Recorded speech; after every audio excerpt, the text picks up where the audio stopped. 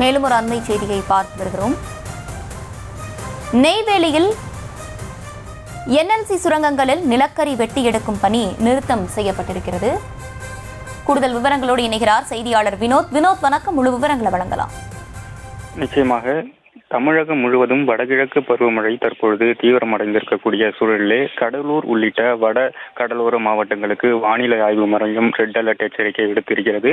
இந்த நிலையில் நேற்று முதல் கடலூர் மாவட்டத்தில் விட்டு அவ்வப்பொழுது கனமழை பெய்து வரக்கூடிய சூழலிலே கடலூர் மாவட்டம் நெய்வேலியில் செயல்பட்டு வரக்கூடிய என்எல்சி நிறுவனத்தின் சுரங்கம் 1, 1A, 2 ஆகிய சுரங்கங்களில் மழைநீர் தேங்கி இருப்பதன் காரணமாக அந்த நிலக்கரி வெட்டி எடுக்கும் பணி என்பது தற்பொழுது நிறுத்தம் செய்யப்பட்டிருக்கிறது.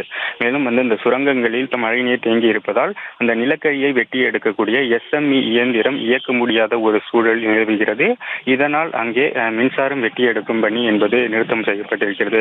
மேலும் அனல் மின் நிலையங்களில் தொடர்ந்து மின் உற்பத்தி நடைபெற்று வருவதாகவும் என்எல்சி நிறுவனம் தரப்பில் விளக்கம் அளிக்கப்பட்டிருக்கிறது. தொடர்ந்து சுரங்கங்களில் நிலக்கரி வெட்டி எடுக்கும் பணி என்பது மட்டுமே பாதிக்கப்பட்டுள்ளதாகவும் அனல் மின் நிலையங்களில் தொடர்ந்து மின் உற்பத்தி நடைபெற்று வருவதாக கூறப்படுகிறது. தொடர்ந்து மழை அதிகரிக்கும் கூடிய பட்சத்திலே அந்த அனல் மின் நிலையங்களிலும் மின்சாரம் தயாரிக்கும் பணி நிறுத்தம் செய்யப்படும் எனவும் கூறப்படுகிறது.